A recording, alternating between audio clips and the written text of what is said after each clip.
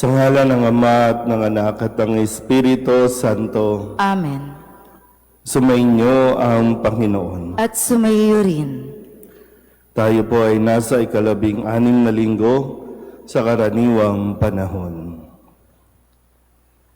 Mga kapatid, aminin natin ang ating mga kasalanan upang tayo'y maging marapat gumanap sa banal na pagdiriwang. Inaamin ko sa makapangyarihang Diyos at sa inyo mga kapatid na lubha akong nagkasala sa isip, sa salita at sa gawa at sa aking pagkukulang. Kaya isinasamo ko sa mahal na Birheng Maria, sa lahat ng mga anghel at mga banal, at sa inyo mga kapatid na ako'y ipanalangin sa Panginoong ating Diyos. Kaawaan tayo ng makapangyarihang Diyos, patawarin tayo sa ating mga kasalanan at patnubayan tayo sa buhay na walang hanggan. Amen. Panginoon, kaawaan mo kami. Panginoon, kaawaan mo kami. Kristo, kaawaan mo kami. Kristo, kaawaan mo kami. Panginoon, kaawaan mo kami. Panginoon, kaawaan mo kami.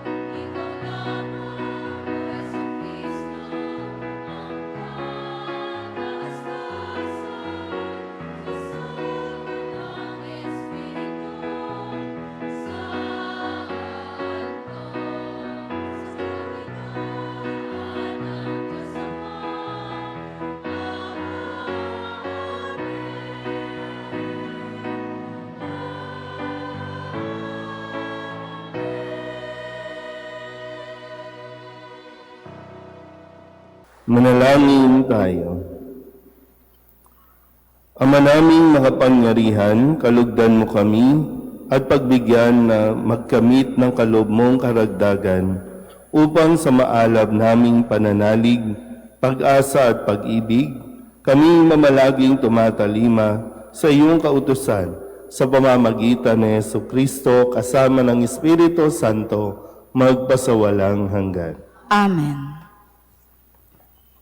Ang kasaysayan ng ating kaligtasan ay tanda ng awa at walang kapantay na pagmamahal sa atin ng Diyos.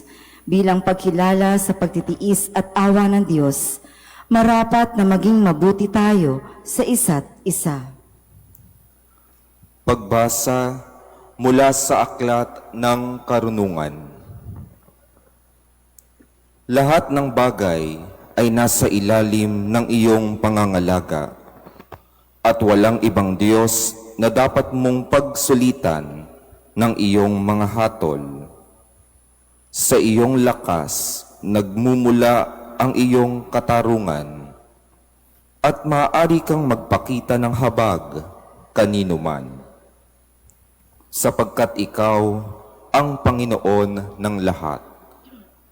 Ipinamamalas mo ang iyong lakas sa nag-aalinlangan sa iyong ganap na kapangyarihan, at pinarurusahan mo ang sinumang nakatatalastas, ngunit nangangahas na di ka pansinin. Walang hanggan ang kapangyarihan mo, ngunit mahabagin ka kung humatol.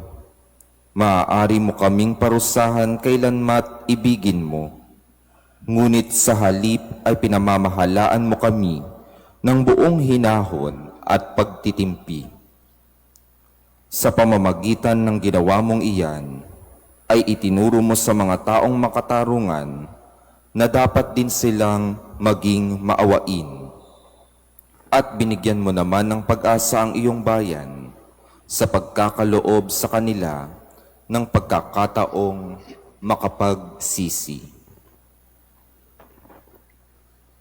Ang salita ng Diyos. Salamat sa Diyos.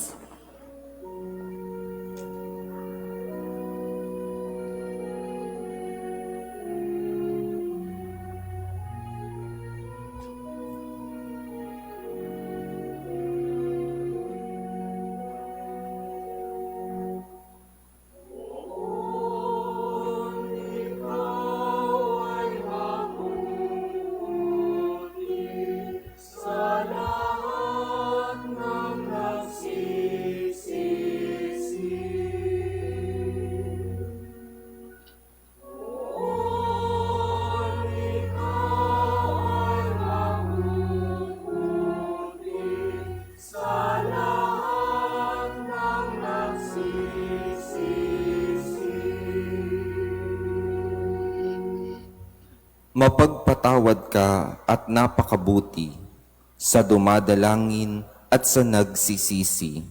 Ang iyong pag-ibig ay mananatili. Pakinggan mo poon ang aking dalangin. Tulungan mo ako, ako'y iyong dinggin.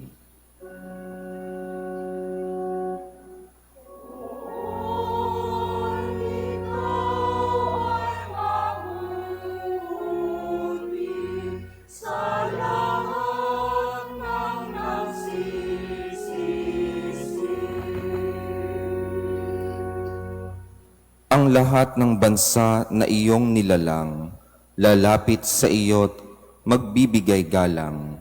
Sila'y magpupuri sa iyong kabutihan, pagkat ikaw lamang ang Diyos na dakila, na anumang gawin ay kahanga-hanga.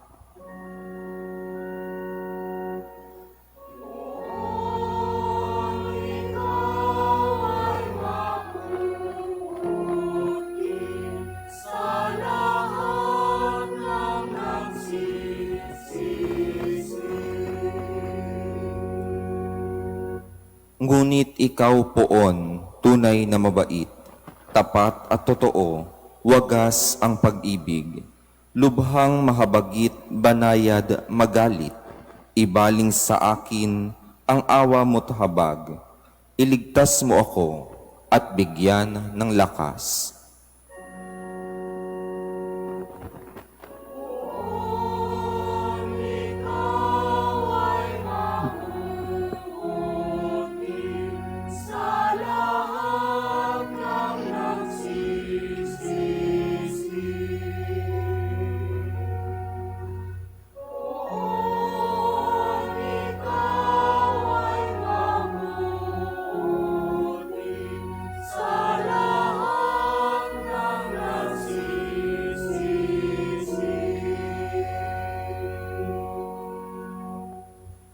Sa kabila ng ating mga kahinaan, patuloy pa rin kumikilos ang kapangyarihan ng Diyos sa ating buhay sa pamamagitan ng Espiritu Santo na ating gabay. Pagbasa mula sa sulat ni Apostol San Pablo sa mga taga-Roma. Mga kapatid, tinutulungan tayo ng Espiritu sa ating kahinaan. Hindi tayo marunong manalangin ng wasto, kaya't ang Espiritu ang lumuluhog para sa atin, sa paraang di magagawa ng pananalita. At nauunawaan ng Diyos na nakasasaliksik sa puso ng tao ang ibig sabihin ng Espiritu, sapagkat ang Espiritu'y lumuluhog para sa mga banal, ayon sa kalooban ng Diyos. Ang salita ng Diyos. Salamat sa Diyos.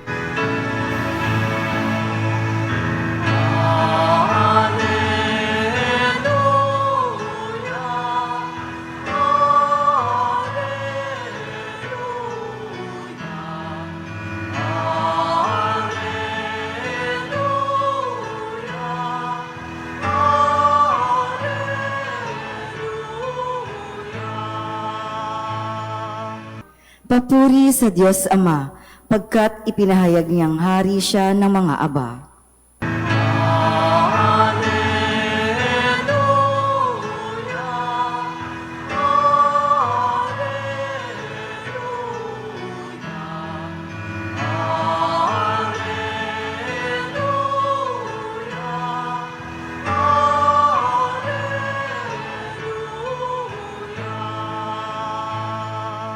Sumainyo ang Panginoon. At sumaiyo rin. Ang mabuting balita ng Panginoon ayon kay San Mateo. Papuri sa iyo, Panginoon. Noong panahong iyon, inilahad ni Jesus ang talinghagang ito sa mga tao. Ang paghahari ng Diyos ay katulad nito. May isang taong naghasik ng mabuting binhi sa kanyang bukid. Isang gabi, samantalang natutulog ang mga tao, dumating ang kanyang kaaway at naghasik ng masasamang damo sa triguhan. Nang tumubo ang trigo at magkauhay, lumitaw rin ang masasamang damo. Kaya't lumapit ang mga alipin sa puno ng sambahayan at sinabi rito, hindi po ba mabuting binhi ang inihasik ninyo sa inyong bukid? Bakit po may damo ngayon? Sumagot siya, isang kaaway ang may kagagawan nito. Tinanong siya ng mga utusan, bubunutin po ba namin ng mga iyon? Wag, sagot niya. Baka mabunot pati trigo. Hayaan na ninyong lumago kapwa hanggang sa anihan.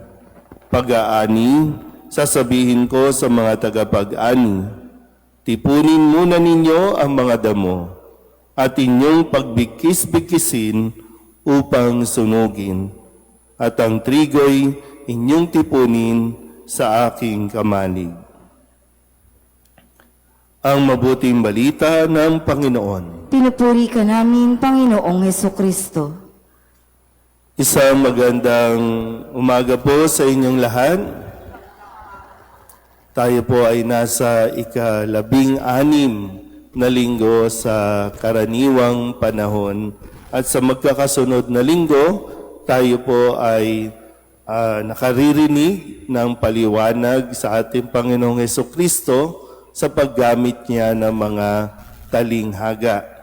Noong nakalipas na linggo, ang ginamit na talinghaga para ipaliwanag ang paghahari ng Diyos o ang pamamaraan ng pagbibigay ng biyaya ng Panginoon sa pamamagitan ng talinghaga ng mga hasik. Yung naghasik ng binhi at may nahulog sa batuhan, sa dawagan, sa daan, at sa isang mataba o mabuting lupa.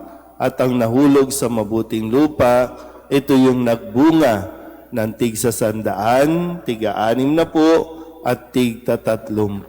So nasa atin po kung anong uri tayo ng tagapakinig ng salita ng Diyos. At ang nakikinig ng talagang ninanamnam at hinahayaan na matanim ito sa kanyang kaibuturan, ito yung mga taong nagbubunga. Pag sinabi rin naman nagbubunga, yung lumalawak ang ating pangunawa, lumalawak ang ating kaalaman o karunungan sa mga bagay sa mundong ito. Kaya hinahasik, no? Lahat ay nakakatanggap. Yun nga lang sa paraan ng pagkilala, doon tayo nagkakatalo-talo. Pero ang hangad, kaya niya ito binibigay, ay para sa ating ikabubuti. Ngayon ay muli ang sabi ni Kristo, ang paghahari ng Diyos ay katulad nito.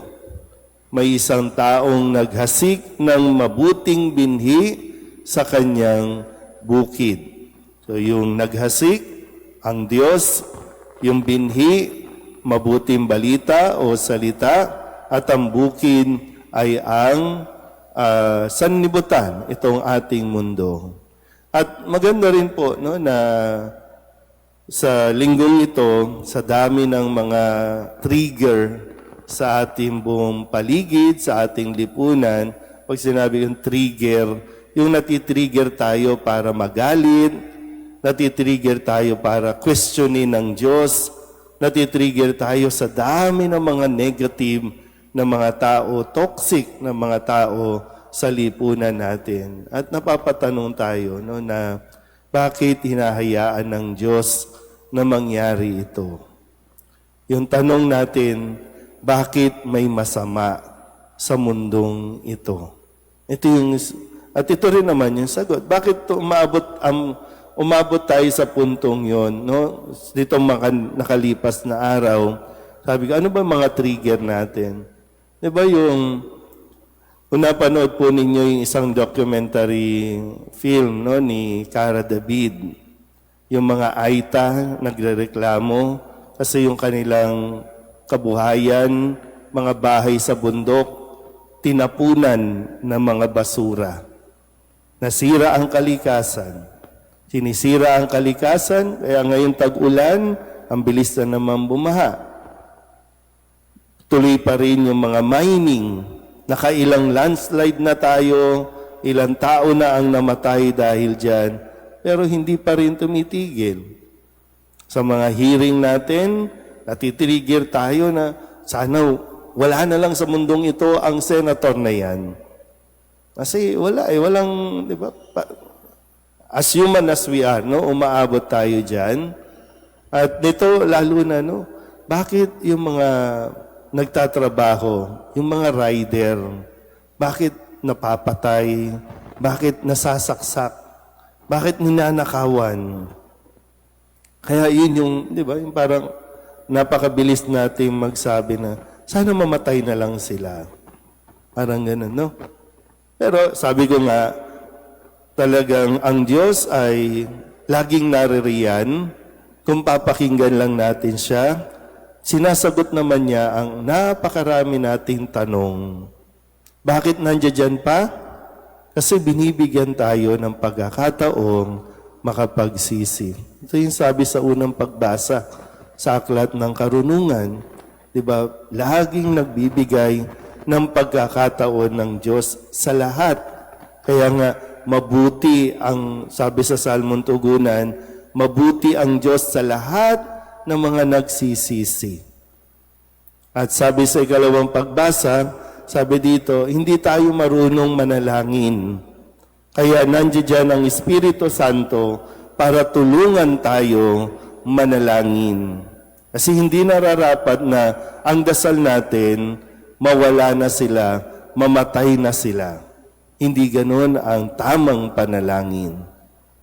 Ngayon, sabi sa Ebanghelyo, sa talinghagang ito, napakadali, sabi ng mga kanyang mga lingkod, di ba? No? Kasi sabi na, bakit ganun? Di ba mabuting binhi naman ang inihasik ninyo? Mabuting binhi naman. Bakit mayroong masamang damo? So sabi nung iba, bunutin na natin. Pero ang sabi nung may-ari, wag. Hindi dahil doon sa damo, kundi dahil sa mabuting binhi. Kasi ang sabi, di ba, wag. Kasi baka mabunot pati mabubuting binhi. Di ba, parang, iniisip. Ang isip kasi ng tao, kinakampihan ba ng Diyos yung masasama? Unang-una, hindi nilikha ng Diyos ang masasama. Ang may likha, demonyo. Tandaan po natin, walang nilikhang masama ang Diyos. Pero yung kaaway, yung demonyo, yan ang nagtatanim ng masamang kaisipan sa tao.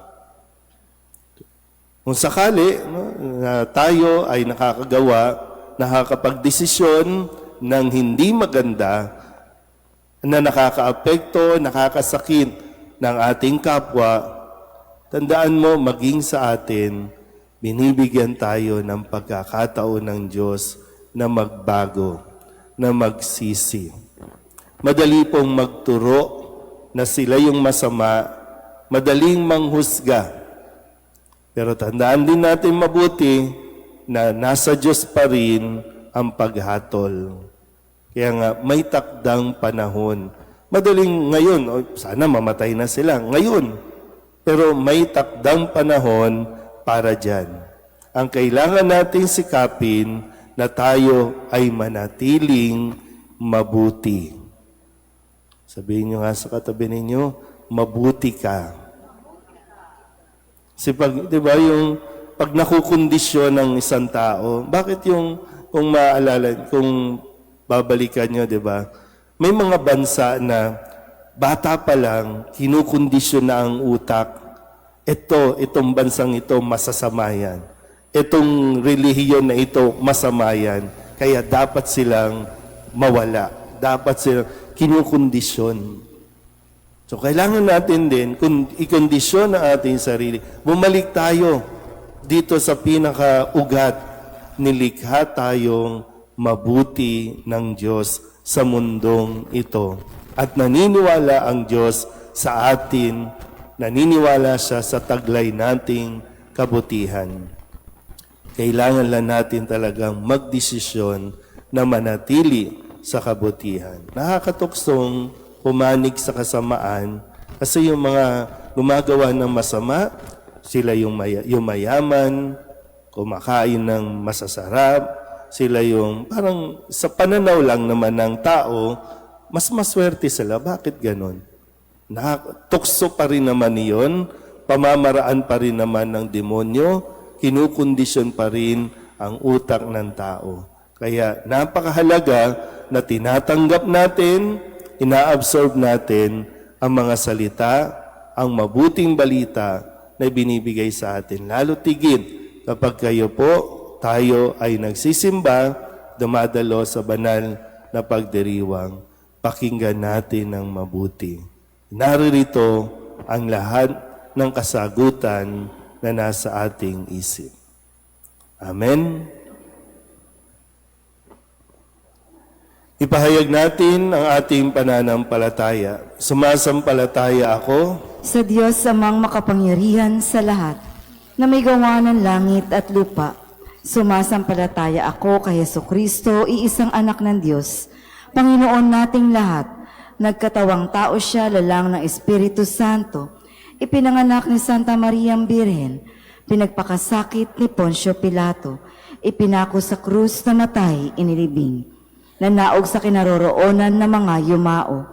Nang may ikatlong araw na buhay na maguli, umakyat sa langit, naluluklok sa kanan ng Diyos amang makapangyarihan sa lahat.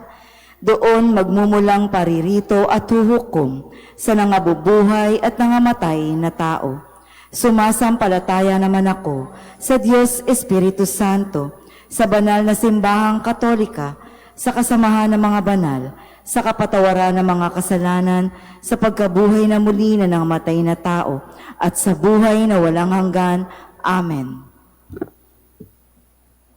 Itinanim ng Diyos ang kanyang salita sa ating mga puso upang tayo'y maging karapat-dapat na manatili sa kanyang piling. Sa bawat panalangin ng ating itutugon, Panginoon, dinggin mo kami. Panginoon, dinggin mo kami. Nawa ang simbahan, ang iyong bayang hinirang, ay maging tagapunla ng iyong salita sa lahat ng tao at panahon. Manalangin tayo. Panginoon, dinggin mo kami. Nawa ang mga namumuno sa pamahalaan ay maging tapat sa salita ng Diyos upang maitakwil ang kultura ng kamatayan at paghiganti at maisulong ang pagpapatawad at damayan. Manalangin tayo. Panginoon, dinggin mo kami.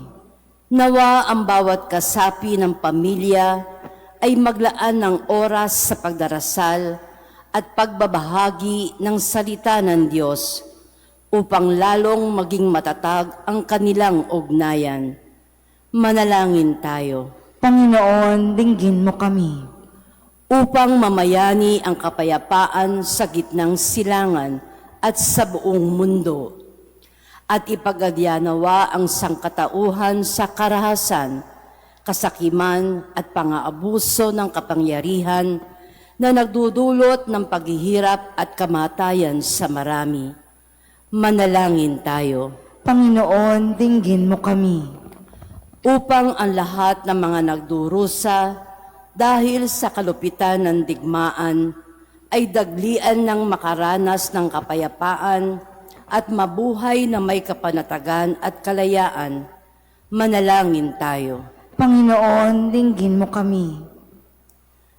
Huwag nawang mawala ng pag-asa ang mga dukha at inaapi. Bagkus ay patuloy na manalig sa Diyos na hahatol sa lahat sa takdang panahon. Manalangin tayo. Panginoon, dinggin mo kami.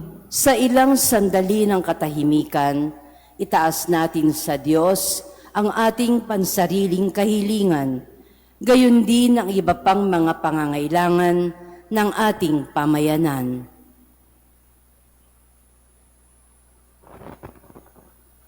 Manalangin tayo. Panginoon, dinggin mo kami.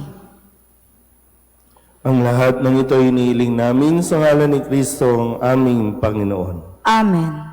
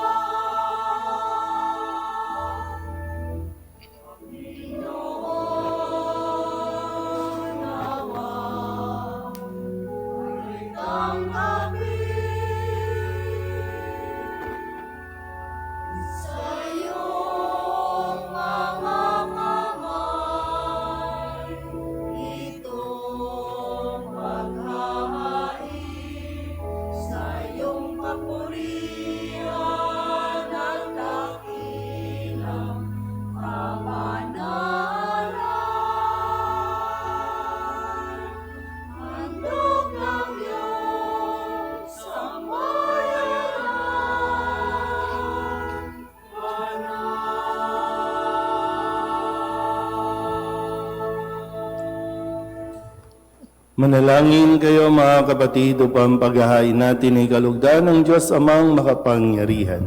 Tanggapin nawa ng Panginoon itong paghahain sa iyong mga kamay, sa kapurihan niya at karangalan sa ating kapakinabangan at sa buong sambayanan niyang banal.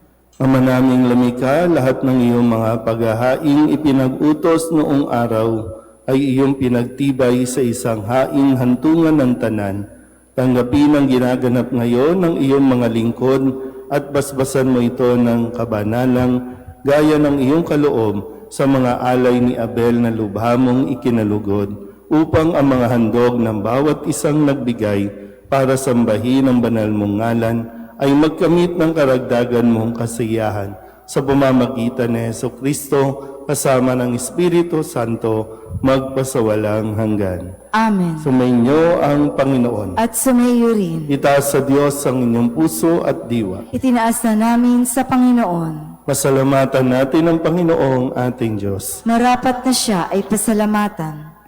Ama naming makapangyarihan, tunay ngang marapat na ikaw ay aming pasalamatan. Nasa iyo ang aming buhay, pagkilos at pag-iral. Sa pamumuhay namin araw-araw, tinatamasa namin ang iyong pagmamahal. Sa pag-ibig mong ipinunla sa sangkatauhan, ang Espiritu Santo'y unang aning bigay ng anak mong naglagak sa amin ng katiyakang nakalaang mabuhay kami sa piling mo kailanman. Kaya kaysa ng mga anghel na nagsisiawit ng papuri sa iyo na walang humpay sa kalangitan, kami nagbubunyi sa iyong kadakilaan.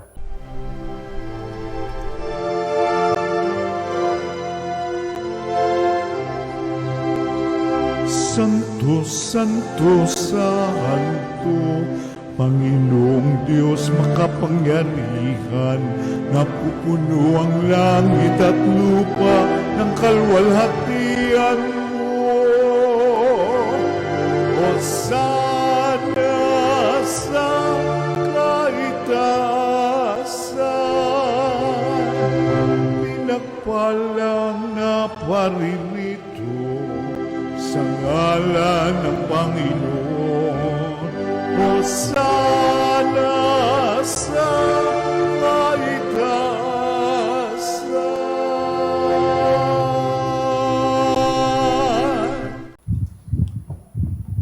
Ama naming banal, ikaw ang bukal ng tanang kabanalan. Kaya't sa pamamagitan ng iyong Espiritu, gawin mong banal ang mga kaloob na ito upang para sa aming maging katawan at dugo ng aming Panginoong Heso Kristo. Bago niya pinagtisang kusang loob na maging handog, hinawakan niya ang tinapay, hinasalamatan kaniya, hinaghati-hati niya iyon, iniabot sa kanyang mga alagad at sinabi,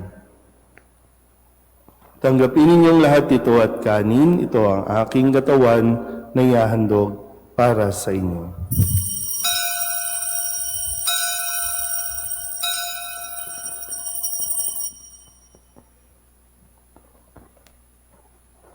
Hindi naman nung matapos ang hapunan, hinawakan niya ang kalis, muli kaniyang pinasalamatan, iniabot niya ang kalis sa kanyang mga alagad at sinabi, "Tanggapin ninyong lahat ito at inumin. Ito ang kalis ng aking dugo ng bago at walang hanggang tipan. Ang aking dugo na ibubuhos para sa inyo at para sa lahat sa ikapagpapatawad ng mga kasalanan. Gawin ninyo ito sa pag-alaala sa akin."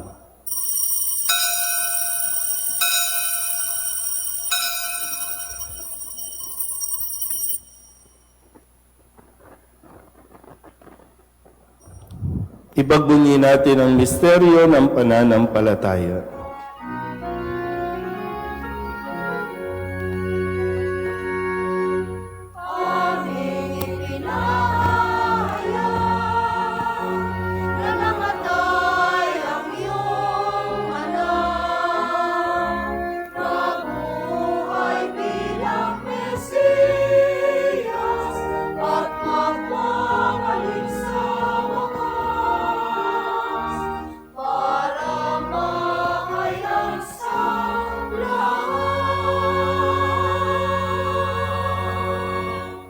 Ama, ginagawa namin ngayon ang pag-alaala sa pagkamatay at muling pagkabuhay ng iyong anak. Kaya tiniaalay namin sa iyo ang tinapay na nagbibigay buhay at ang kalis na nagkakaloob ng kaligtasan. Kami napapasalamat dahil kami iyong minarapat na tumayo sa harap mo para maglingkod sa iyo. Isinasamo namin kami magsasalo-salo sa katawan at dugo ni Kristo ay mabuklod sa pagkakaisa sa pamamagitan ng Espiritu Santo. Ama, lingapin mo ang iyong simbahang laganap sa buong daigdig. Puspusin mo kami sa pag-ibig kay San Leon na aming Papa at ni Jose na aming Obispo at ng Tanang Kaparian. Alalahanin mo sina Salvador at Estrella na tinawag mo at si Otilo na tinawag mo mula sa daigdig na ito. Nung sila'y binyagan, sila'y nakaisa ni Kristo sa pagkamatay. Ngayon sila'y pumanaw, naway makaisa sila ni Kristo sa pagkabuhay. Alalahanin mo rin ang mga kapatid naming nahimlay na may pag-asang sila'y muling mabubuhay, gayon din ang lahat ng mga pumanaw. Kawaan mo sila at patuloyin sa iyong kaliwanagan. Kawaan mo at pagindapating aming lahat na makasalo sa iyong buhay na walang wakas. Kaysa na mahal na Birhen Maria na ina ng Diyos, ng kabiyak ng puso niyang si San Jose, kaysa ng mga apostol at ng lahat ng mga banal na namuhay dito sa daigdig ng kalugod-lugod sa iyo, may pagdiwang nawa namin ang pagpupuri sa ikararangal mo sa pamamagitan ng iyong anak na aming Panginoong Heso Kristo. Sa pamamagitan ni Kristo, kasama niya sa Kanya, ang lahat ng parangal at papuri ay sa iyo, Diyos Amang makapangyarihan, kasama ng Espiritu Santo, magpasawalang hanggan.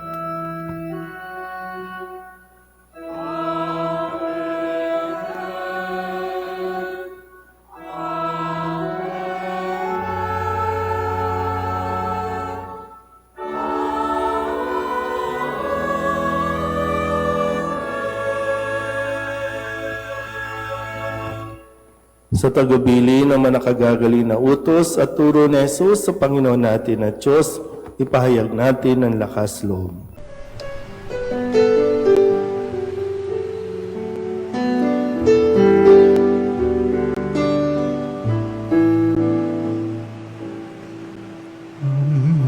Namin sumasalang ka, sambahin ang ngalan mo, mapasamin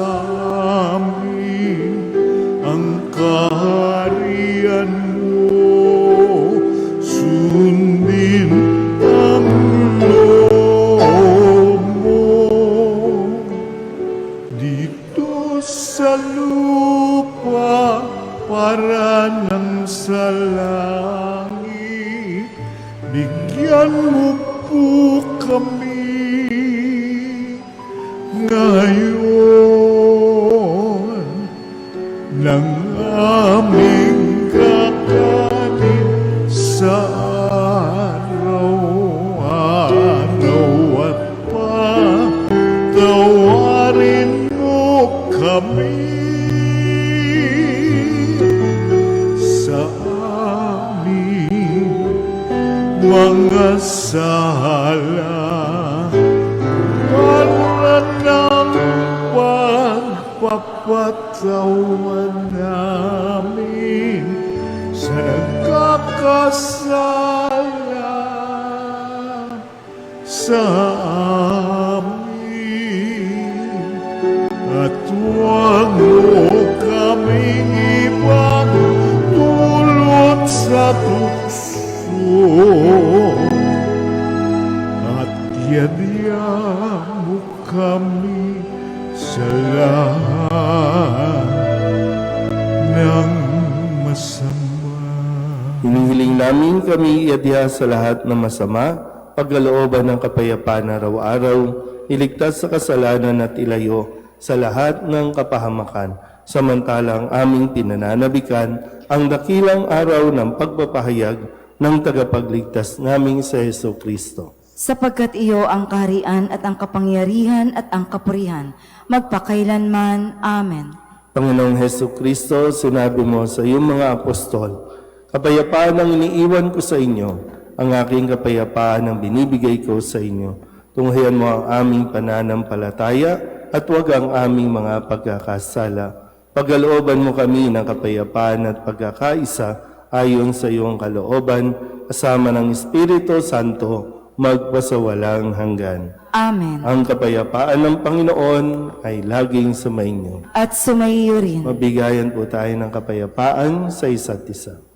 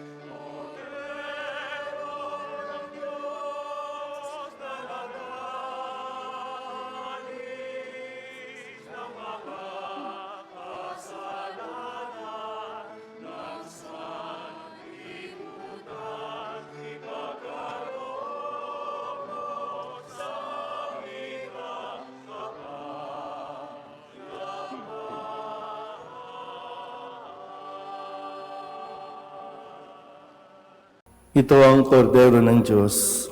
Ito ang nag-aalis ng kasalanan ng sanlibutan. Mapalad ang mga inaanyayahan sa kanyang piging. Panginoon, hindi ako karapat-dapat na magpatuloy sa iyo, ngunit sa isang salita mo lamang ay gagaling na ako.